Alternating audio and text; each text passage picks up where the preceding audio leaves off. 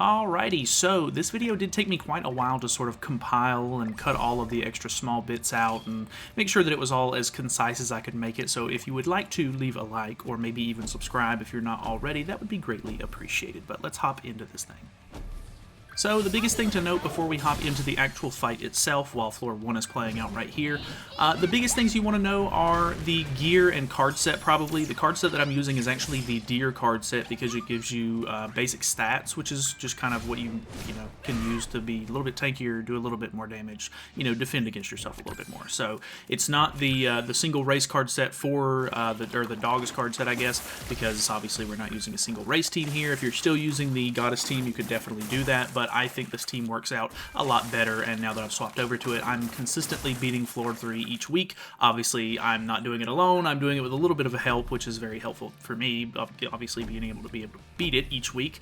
But yeah, it's still a really tough fight, so do know that it's not going to be super easy using this team, but it does work, and it's pretty consistent overall. Obviously, there's still some RNG aspects that can kind of screw you over a little bit, but it is what it is. But the other thing that you want to talk about is gear. I have everybody on an attack crit damage set except for Deanne.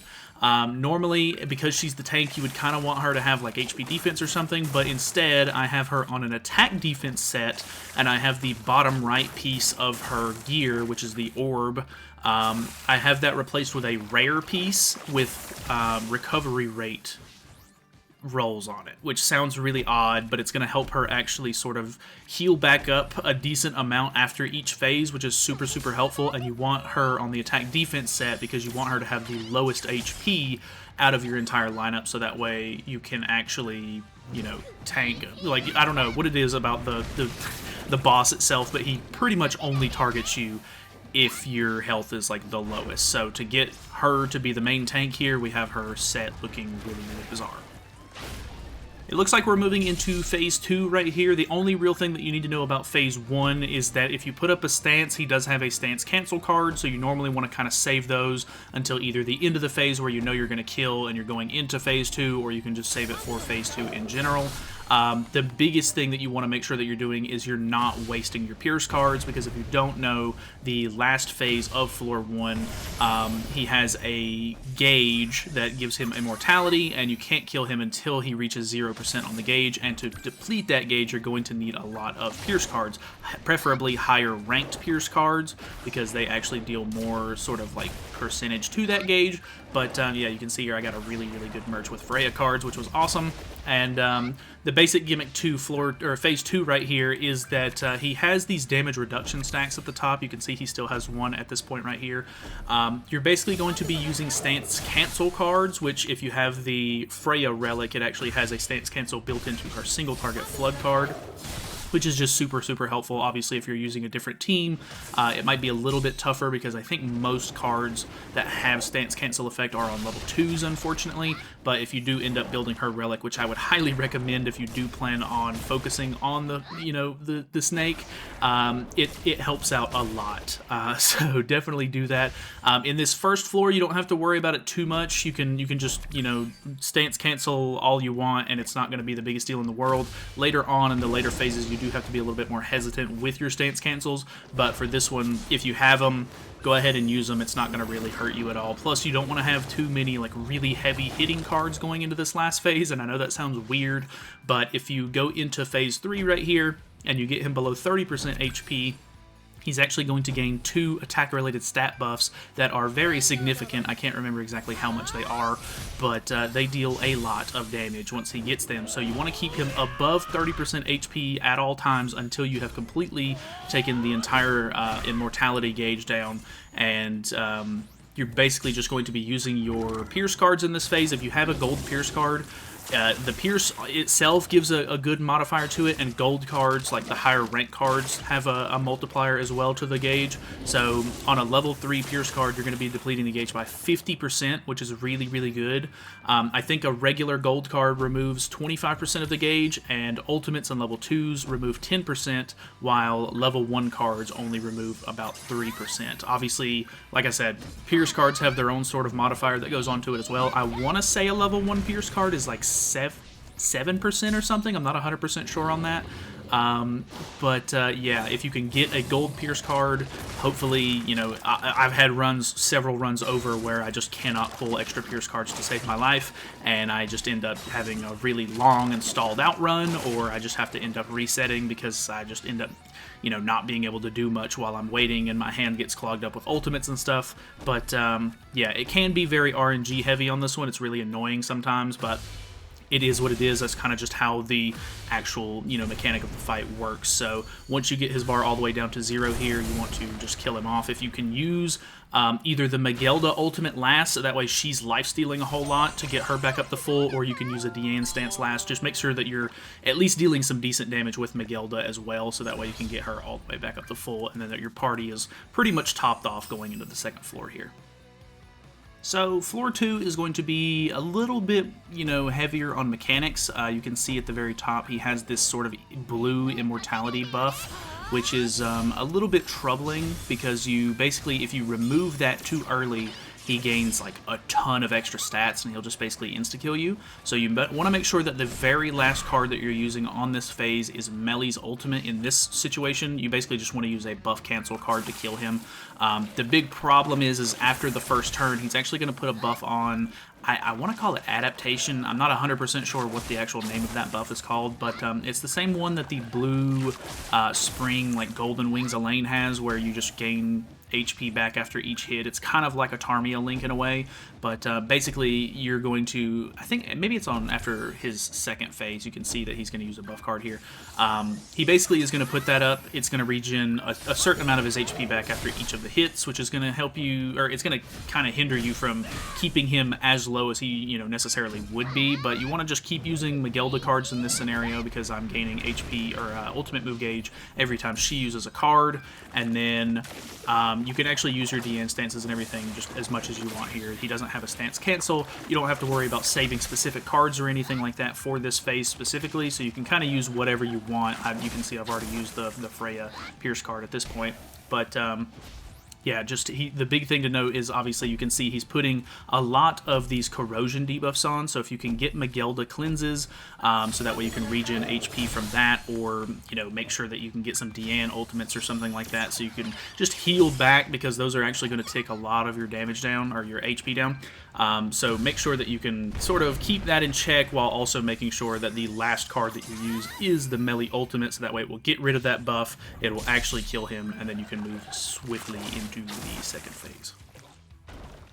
Another thing to note, of course, is that you want to try to use at least 2 single target cards per turn. I probably should have said that in the first part, but, you know, obviously Melee has a part of his passive where if you use 2 single targets in one turn, you gain a damage reduction stack. You want to try to build those up as fast as possible.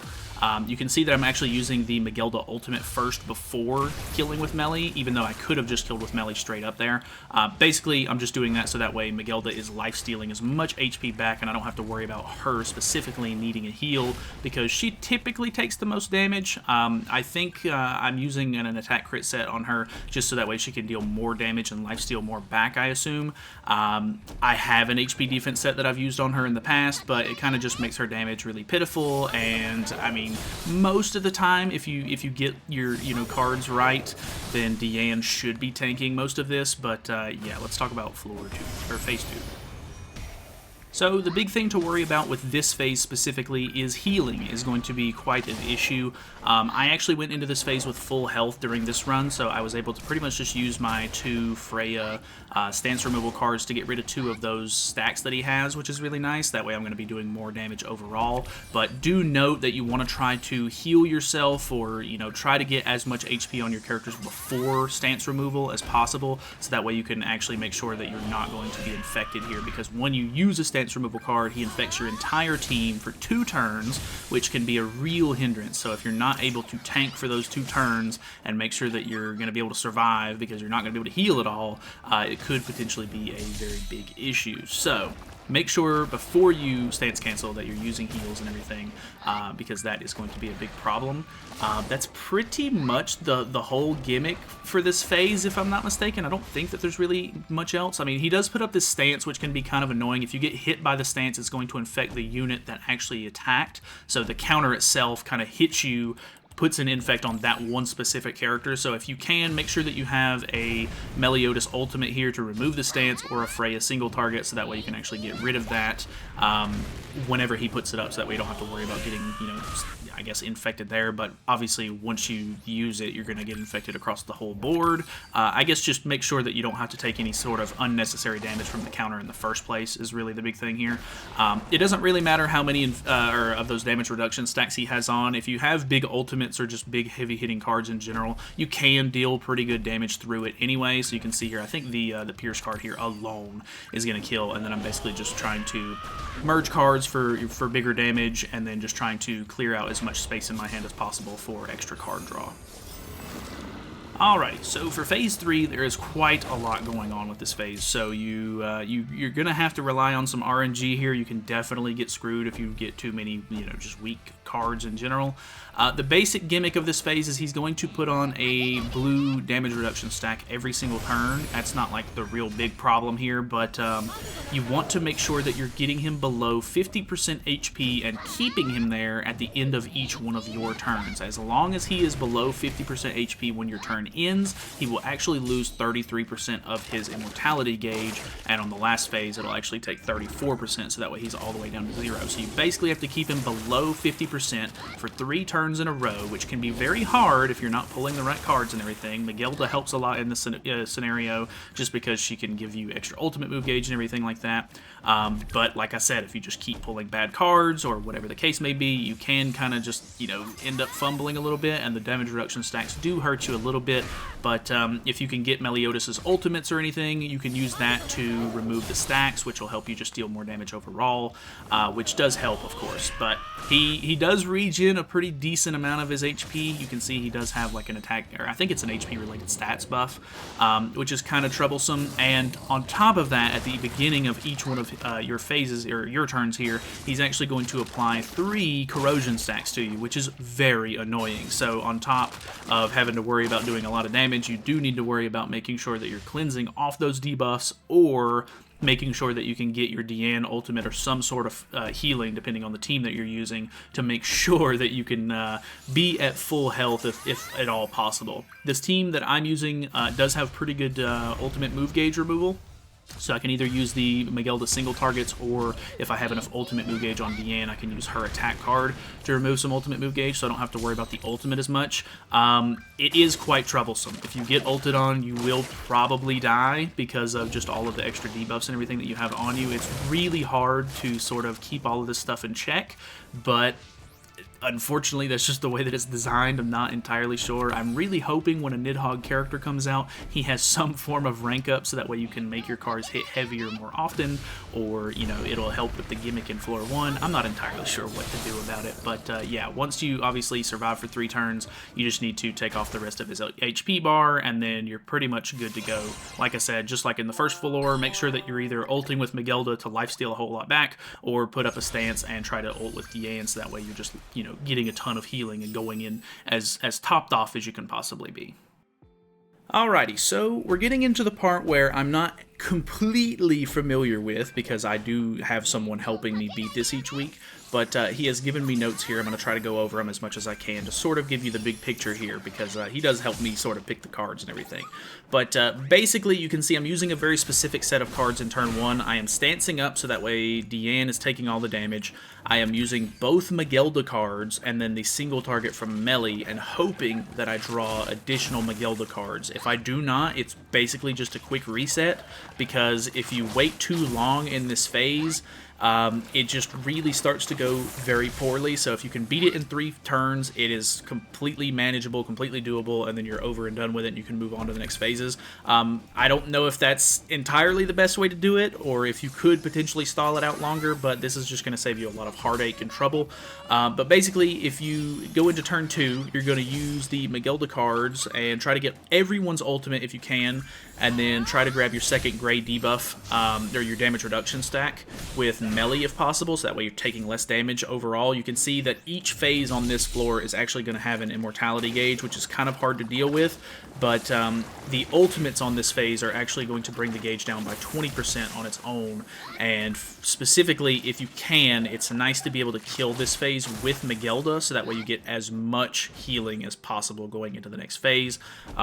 Also, you do want to try to keep your Freya single target cards if possible, because obviously the second phase, like most floors, is going to have these other damage reduction stacks that you kind of have to deal with here. So you can see I'm using all of my ultimates, depleting the gauge down to 0, I'm healing up with Deanne, and I'm using the Miguelda card last, so that way I can heal everyone up to full. Alrighty, so phase 2 is pretty specific, I guess. The one thing that you want to know is going into this phase, if you do not attack with a character, they are going to gain a darkness stack, which is just going to make him get more stats and do more damage to you. So you want to try to spread out your cards if possible, but obviously, you know, sometimes you can't manage that. This is where the Freya single target is also going to come in handy, because it's not only removing a damage reduction stack that he has a damage dealt increase on the first turn as well, so you want to use that pretty much going straight into the phase, so that way you can get rid of that, you know, just to, that way you don't have to deal with it, he's not doing extra damage to you and everything, so that should help a little bit going forward. But the overall basic gist to this fight is you want to try to just whittle his health down as much as you possibly can while not using too many stance cancel cards, because it's actually going to bring his bar up by 15% for each one that you do. And you also want to make sure, absolutely positively, that you are removing his ultimate as soon as he gets it, because if he ults you in this phase, you're basically dead, which is super annoying, of course. But if you can sort of build up your gauges, make sure that you're using Miguelda single targets with this team, or the Deanne single targets whenever you have her ultimate move gauge full enough, you should be able to keep it in check a lot, because this team has 2 different stance cancels, or not stance cancels, but ultimate move gauge removals, which hopefully will be enough for you, but obviously sometimes RNG can just screw you, so yeah.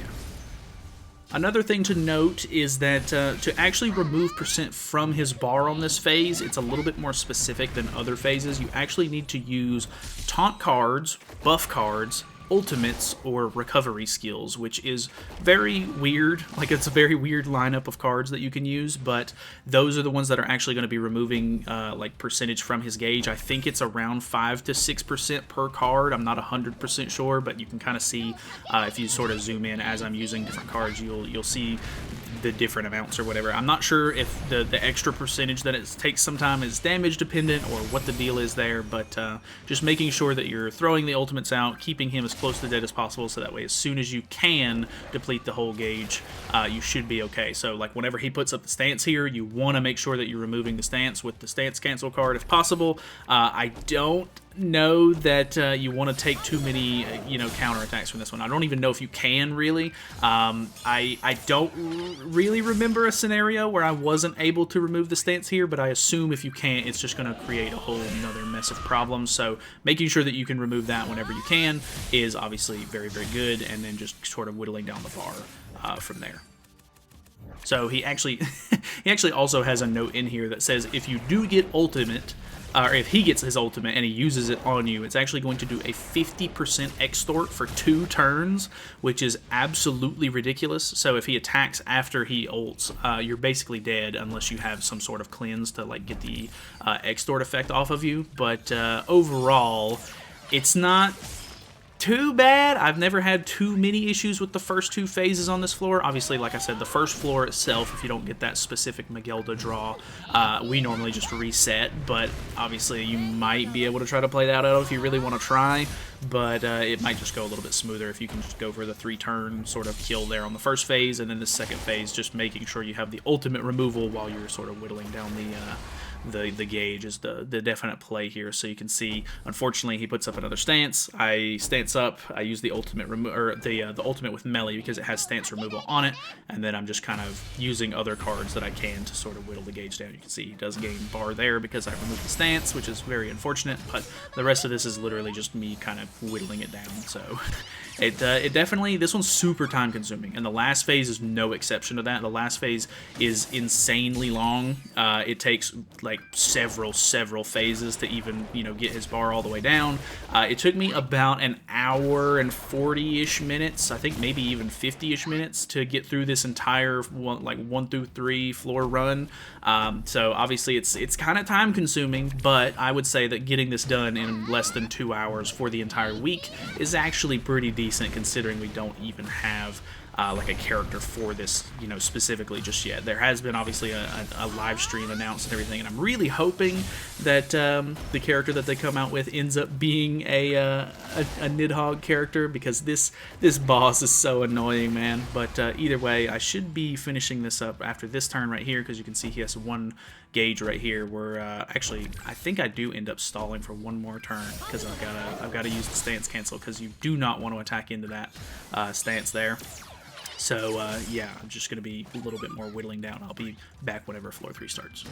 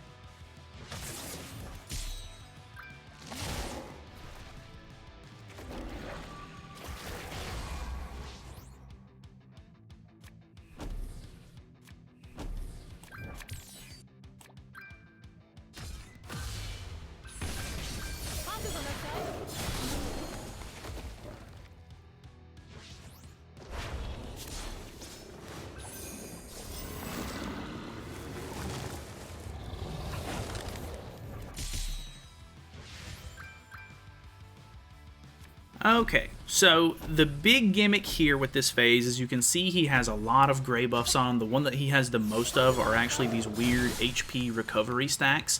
And each time that you are going to start a phase, you make sure that you're taking at least 10% of his health bar down, because if you're doing that, he loses a recovery stack and his bar is going to go down each phase. So every single time you start a phase, you need to make sure that your damage output is at least enough to do 10% of his max HP. That way he's losing stacks and he's actually losing gauge, which can be kind of annoying, and it's not, it's not too crazy. Like, only 10% of his HP isn't that bad, but, obviously you have to also work on trying to make sure that your characters are, not taking too much damage, and, just staying on top of your HP is a kind of a tall order sometimes. So keep all of that in mind. As you can see, as each of the phases go on, he's losing those HP sort of recovery stacks. So he's basically just going to full heal every single time. If you're using Freya like I am, which my Freya ultimate is only 2/6, that'll sort of help take off a little bit of his HP after he recovers. But mine obviously isn't super great with it only being a 2/6 ultimate. I'm assuming it would be much, much better if I had more dupes on him, but we'll have to see about trying to get those in the future. Another thing to note is that it seems like the more damage that you do in a turn, the more of his actual immortality gauge you're taking off. I'm not 100% positive on that, and I don't even know what the ratios would even be for, like, amount of health taken per, ultimate move, or immortality gauge removed. But it seems like the turns that I was doing a lot of damage to him, like on the very first turn, for example, I did like a ton of damage with the cards that I had. He lost the most amount of gauge, and then every turn after that, I'm basically, I don't want to say struggling to do 10%, but on top of making sure that everything else is good and using the cards that I have, you just want to make sure that you're doing not necessarily the most amount of damage, because you do want to save some cards for the next turn if you think you're, not going to have what you you need. But another thing to note is that he will put up a stance which has a counter, or it's not a counter, it's a reflect on it actually every 3 turns. So you want to make sure that you have either a Freya single target for the stance cancel, or you want to have Meliodas' ultimate for the stance cancel, because if you attack into that without canceling it, you can reflect way too much damage back on yourself, and it'll actually end up killing your unit, which would obviously completely ruin the run. So do be aware of that. So, after you end up, doing this for 1,000 turns in a row, just kidding, it's like 5 turns because he has 5 different recovery rate stacks or whatever, you are going to end up running into the issue where once you take off that last stack, he is actually going to gain a 30% increase to all stats, which is quite a lot of stats. Obviously that is not really something you want to start having to deal with, but that's just part of the phase. Obviously our immortality gauge is starting to get a little bit lower here, but just making sure that we can get rid of as much of his HP as possible each turn is going to help sort of lower that. You still do have to keep up with making sure that you're dealing at least 10% of his HP, or else I think he just gains like a couple of extra like stats and stuff like that, which you don't want to have to deal with. It's just going to make it that much harder. So just do your normal sort of damage. I think his recovery rate sort of goes down by a lot once those all 5 of those stacks are gone. Well, it doesn't look like it. It looks like he completely full healed there, so maybe I don't know what I'm talking about here actually, but maybe it's actually that HP related stats debuff that gray buff that he has on at the moment. I'm not 100% positive on that. Maybe you just have to get his bar down to 0 before he's not like full healing every time. So obviously he's putting up the reflect here. I'm making sure that I'm using Meliodas' ultimate first. That's going to get rid of that. We're just doing as much damage as we possibly can, so that way we're just taking off as much of the immortality gauge as we can here. Make sure that you're using your cleanses if possible, so that way you get rid of any extra stacks. If he does ultimate you, it's not the end of the world. It puts on an absolute wall of debuffs, which are all going to be like ignite debuffs, which is definitely a problem. But if you already have a cleanse in hand, you're full HP, you think you can handle it, if he's using any extra attacks after the ultimate, it could potentially get dicey there, because it's obviously ignite stacks are going to make him do more damage to you. If he's not doing anything too crazy after the ultimate, you can potentially tank the ult. You can then use a Megilda cleanse to sort of get rid of all of those and heal up a little bit, or you can try to use well, I guess you just make sure you want to have a cleanse. I don't think the Yan ultimate is actually going to be able to heal you enough to withstand all of those ignite stacks on you, so make sure that you have a cleanse if you're gonna tank the ult. Obviously, sometimes RNG may mess with you and you might not have a cleanse, and you might not have an ult move or ultimate gauge removal. So it's just, there's a lot of RNG involved. You got to stay on top of doing a lot of damage in these phases, making sure that you have all of the things that you need to survive. You can see I'm ulting with Megilda here, basically not even for damage-wise, but just so that way I can try to lifesteal back with her. We're doing really big numbers, but he has like 2 million something HP in this phase, so it's just a lot of, rushing ultimates, making sure that we're surviving while also doing enough damage to sort of keep his HP in check here. So you can see we did hit 0% on the immortality gauge there. He got rid of the HP-related stats buff and the immortality buff. So at this point he does have the all stats increase, which is still a problem, but there's nothing we can do about that buff specifically. But at this point we're just trying to, if you can get stances, it helps a lot, so that way Deanne is basically tanking it all, because she just has a ton of recovery and everything, so that's going to help you a ton, just making sure that she's the one taking the heat and not anybody else.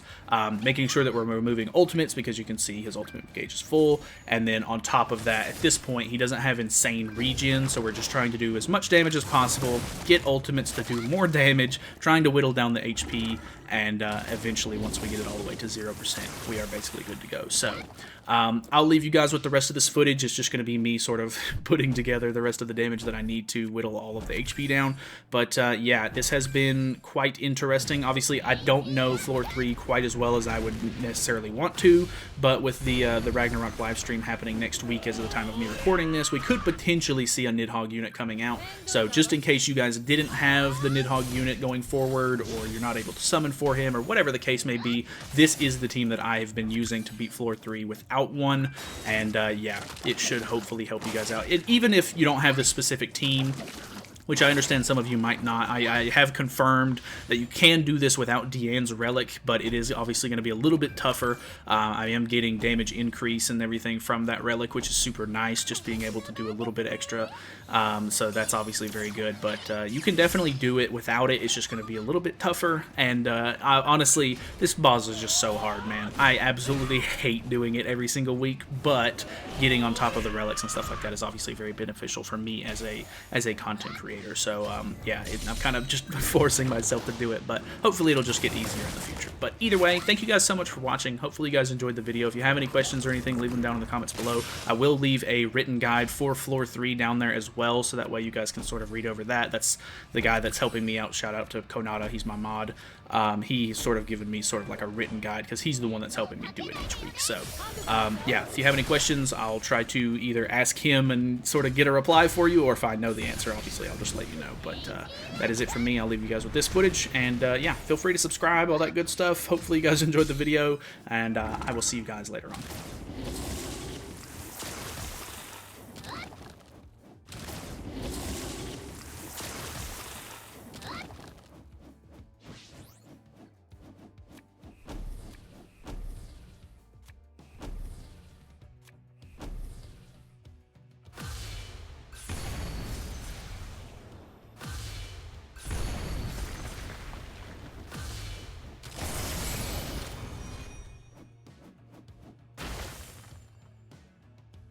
わらわに逆らうつもりですか。